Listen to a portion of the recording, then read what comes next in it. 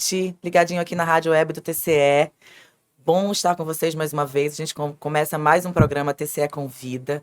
E hoje, seguindo a linha de leveza, de, sabe, intimidade que eu tento trazer aqui para esse programa, eu estou trazendo uma pessoa que para mim é muito importante, que é Alexandre Wendel.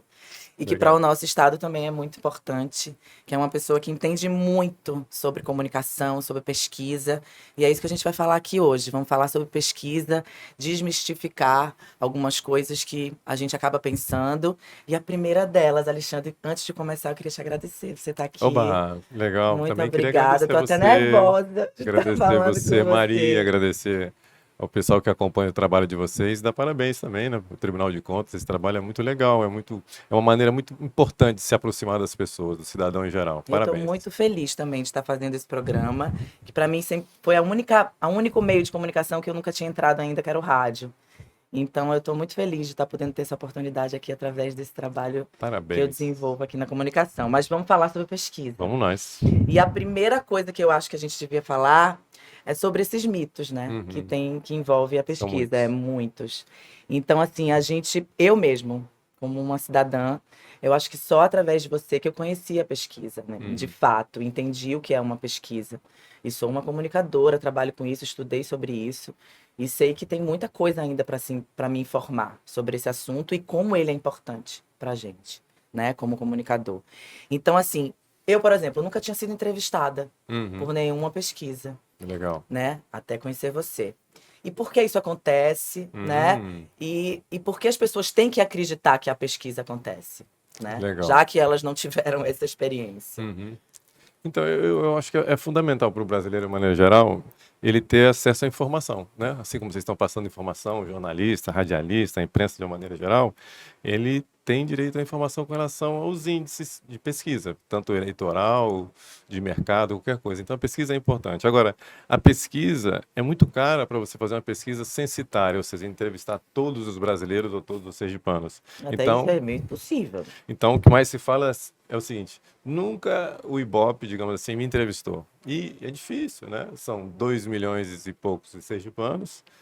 E desses 2 milhões, você não vai entrevistar todo mundo. Você vai entrevistar um universo de 1.000 pessoas, 800 pessoas. Para você ter uma ideia, quando você vê a pesquisa de nacional, pesquisa Brasil, a gente entrevista no Brasil inteiro 1.200 pessoas, né? Então, aqui em Sergipe, você vai fazer entrevista a 400 pessoas, isso está bem representado.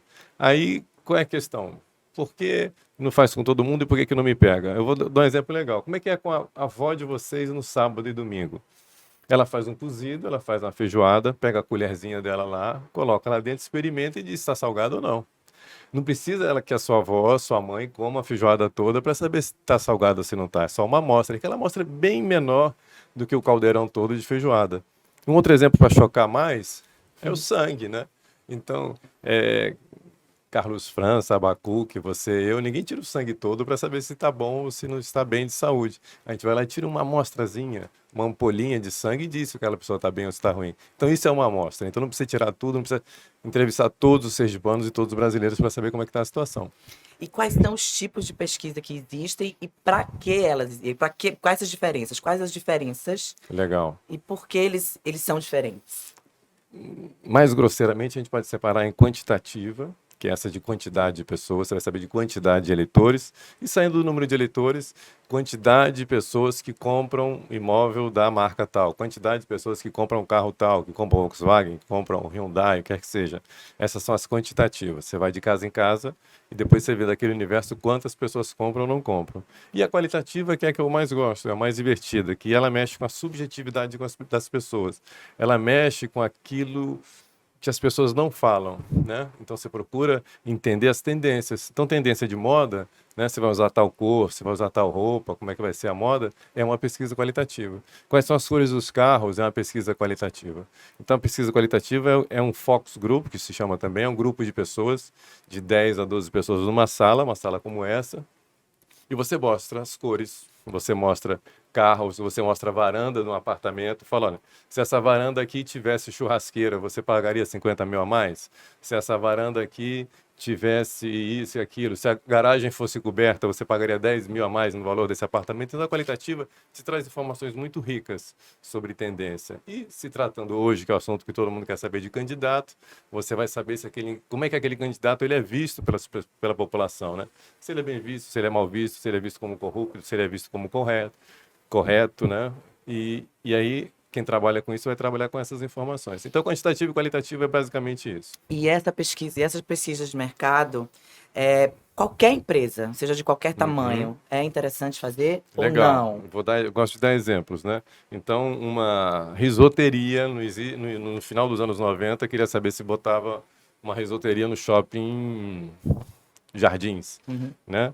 Então, ele foi ver o preço da pesquisa e falou, não vou gastar 10 mil reais com pesquisa, vou botar de qualquer maneira. Botou e perdeu 200 mil de investimento, né? Sim. Então vale a pena você fazer uma pesquisa antes para saber se aquele ponto é legal que você está montando o seu negócio. Independente do tamanho do seu negócio. Para saber se o preço do seu negócio está legal. Então, uma construtora mesmo. A construtora pode fazer um lançamento de um prédio sem fazer pesquisa antes, mas no dia da venda, os consumidores estão entrando e saindo naquele salão de imobiliário e você vê ali o que as pessoas estão achando daquele apartamento. E aí, você viu o salão imobiliário agora da construtora tal? Você achou caro? Achou barato? Compraria por quê? Por que não compraria? Então, todas essas informações ele vai rever da noite para o dia, e no outro dia ele adequa aquele lançamento para conseguir mais clientes. Mas financeiramente é viável fazer uma pesquisa para esse tipo de risoteria, por exemplo? Uma coisa pequena. Uma risoteria, né? Então eu falei, naquela época era um investimento de 200 mil reais, o cara perdeu 200 mil reais porque não teve público, o pessoal não comia risoto, né? Outra pesquisa que eu acho legal de falar, nos anos 90 para o ano 2000, o pessoal queria colocar aqui postos de gasolina daquele modelo americano, que você mesmo abastece o carro, né? Sim. O sergipano não se identifica com aquilo, né? As mulheres achavam inconveniente pegar na mangueira ali, abastecer o carro, sair com cheiro de gasolina. Embora todo mundo, quando vá para o exterior, vá para a Europa, vá para os Estados Unidos, fale, nossa, lá é tão chique, a gente mesmo abastece o carro. Mas aqui, ninguém quer. Como aqui o sergipano não tem hábito de levar a bandeja, né? Depois que come no shopping, em outros lugares do mundo, você acaba de comer, sai da mesa e leva sua bandeja para lixeira. Como o sergipano adora parar na porta dos lugares, né? Porta dos lugares. E aí, uma lavanderia, queria saber se aqui cabia uma lavanderia no início de ano 2000, uma lavanderia que você bota a moedinha e você mesmo lava a sua roupa. Pesquisa com o Aracajuana, ele disse assim, olha, eu até vou na lavanderia desde que tem uma menina lá para dar a moedinha para ela e ela botar a roupa para lavar. Eu faço isso nos Estados Unidos, mas aqui na minha cidade eu não faço. Além desses exemplos engraçados que você acabou de dar, tem alguma coisa assim peculiar do sergipano que te chamou a atenção diante desse trabalho todo que você faz com pesquisa esses anos todos, assim? Tem vários, mas assim, eu tenho uma legal, porque eu fiz Caracterize muito, bem, assim, fiz a nossa cultura, até né? para separar uma coisa da outra, quantitativa e qualitativa. Na época do governo João Alves, um município do interior, as crianças, numa quantitativa, os pais disseram que a escola tal era insegura, né? E aí o João Alves fala assim, como? A cidade como Aquidauana, Feira Nova e tal, como é que a cidade dessa é insegura? Não acredito que as crianças sejam sendo roubadas. Naquela época não eram roubadas mesmo. E a gente vai fazer uma qualitativa com os pais, ou seja, um grupo de pais dessas crianças e tentar entender o que é segurança para vocês. E aí eles falaram, cara, o problema de segurança na sala de aula é que a telha cai na cabeça do meu filho durante a aula, né? Minha filha, quando está estudando, ela levanta da carteirinha, a cadeirinha tem um prego e rasga a sainha dela. Então a segurança não tinha nada a ver com segurança pública, com assalto. Sim. Então na qualitativa se descobriu que o problema era a insegurança de estar na sala de aula. Que louco. Então a pesquisa é um negócio muito legal, você tira muita dúvida para ações, né? Ali dentro. E vamos explicar também para muita gente que não sabe o que é pesquisa espontânea. Legal. Pesquisa induzida. Legal. Então, a gente quer saber agora, aqui para o governo de Sergipe ou para senador de Sergipe, do candidato, aí sai assim, olha, candidato tal tem 30% na pesquisa induzida e na espontânea ele só tem 18%. O que quer dizer isso? A espontânea, você não fala o nome de ninguém. Na espontânea, você já... Quem você vai votar para governador? O cara vai falar na mãe dele, vai falar num cara que não é candidato e vai falar nos candidatos mesmo, ele vai falar qualquer nome. A induzida... A gente dá os nomes para essa pessoa escolher e dizer, não, eu quero esse, aquele, aquele. Então, a induzida, você induz o eleitor e fala, só tem esses 4 nomes para governo, escolha um deles. Né? E qual é o valor maior nesse tipo de pesquisa? Então, quando você é lembrado na que você não diz o nome, você está muito bem. porque você está sendo lembrado independente de dizerem o seu nome ou não, né? Então, ano passado tinha um candidato que estava nas cabeças aqui em Sergipe, mesmo sem falar o nome dele. Sim. Quando você agora na eleição já tem alguns nomes decididos, você dá 4, 6 nomes, aí já é mais fácil, mas você vê que ele tinha um recall, ele já estava sendo percebido pelas pessoas como um nome. Eu ia falar outra coisa também em cima disso aí, mas É isso. por aí, é É isso. por aí, isso é simples de entender. Então é espontânea e todas as duas informações são muito importantes com quem trabalha com marketing. O Alexandre, quando a gente vai contratar uma empresa como a sua, a primeira coisa que passa pela cabeça, acredito, de quem vai investir, porque não é pouco dinheiro, né? Mas também pode ser pequeno o investimento, claro. dependendo de cada caso, né? Tem para todos os bolsos, é mais ou menos isso que eu entendi aqui com a nossa conversa. Como a pessoa se protege de empresas, por exemplo, que não são idôneas, assim. Empresas de pesquisa que não são idôneas, que trabalham com dados que não são reais, assim. Como é que a gente se protege Essa disso? resposta eu vou dar uma volta grande aqui, se você permitir. Fique à A primeira categoria que o Congresso ataca é sempre as empresas de pesquisa, né? E de uma maneira geral, o pessoal fala assim, olha, eu não devia divulgar a pesquisa e tal, porque a pesquisa induz. Queria dizer que, assim, que no momento eleitoral, que a gente está vendo, a gente começou a entender que existe fake news, tem que tomar muito cuidado com o jornalista, que tem jornalista também que mente, né? Sim. E induz as pessoas ao erro. Tem os veículos de comunicação que são comprados também, que induzem ao erro.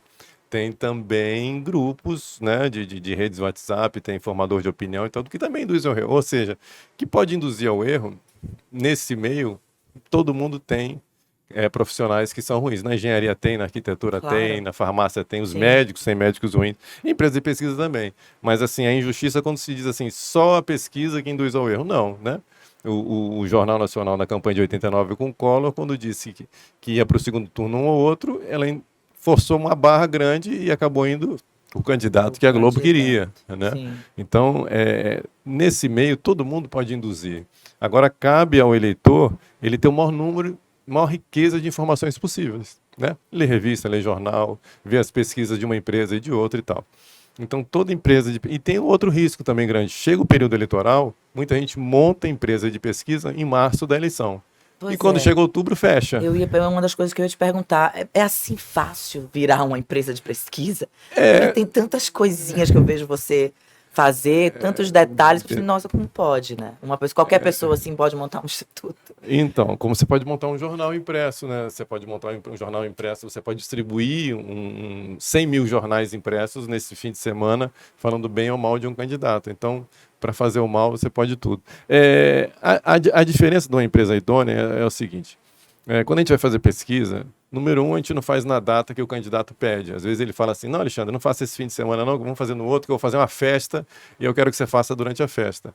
Durante a festa, eu estou me enganando e estou enganando ao cara que está me pedindo pesquisa, porque vai estar todo mundo dizendo que ele é maravilhoso. Então eu não faço pesquisa em Natal, aniversário de cidade, festa, e evito até dia de feira.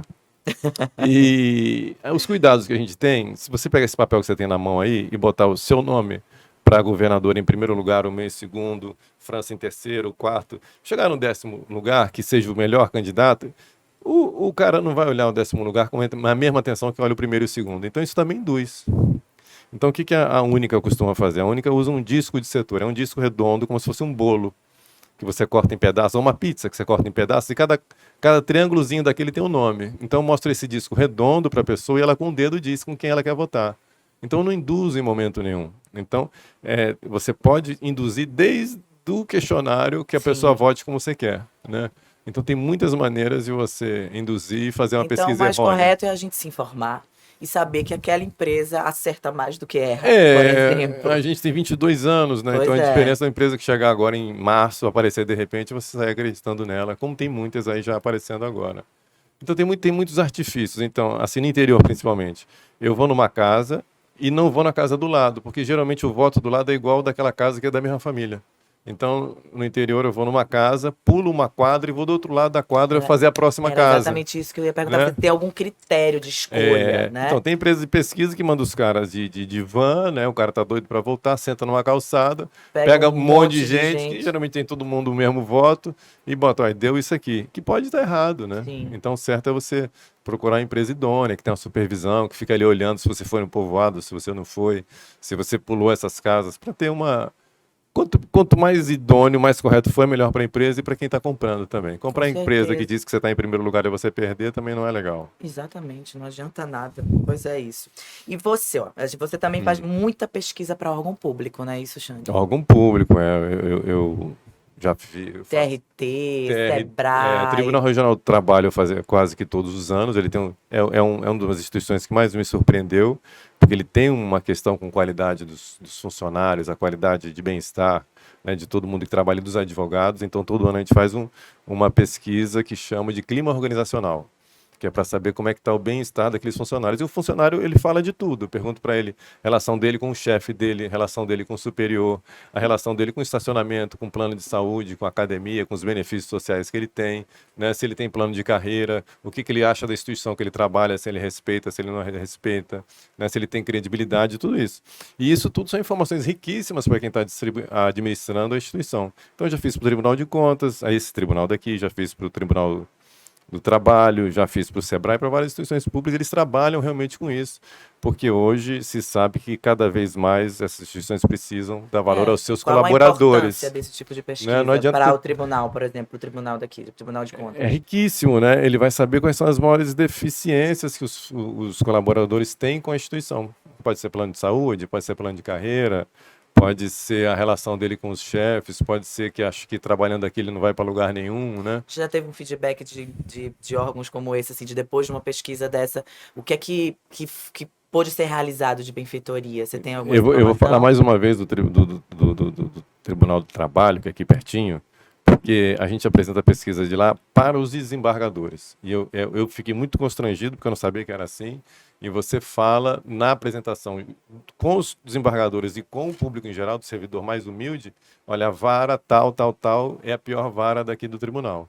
A melhor vara é a vara tal. O setor que tem maior produtividade é tal. E eles mesmo olham ali, ficam com raiva e tal, mas eles vão fazer um plano de ação para melhorar Para aquilo. melhorar Então aquilo. isso é muito legal, né? O estacionamento é do tamanho que é por causa de pesquisa de clima organizacional, né? Os planos de saúde, os horários de trabalho, tudo é em cima do que a população quer, porque se você trabalhar junto com seus servidores, a produtividade melhora, né? Todo mundo ganha. Então, se você tivesse que dar uma sugestão para quem está querendo montar um negócio, qual era a sua sugestão? Pronto, empresa privada que está querendo montar, essa é É, uma delas. Então, a construtora faz muita pesquisa, né?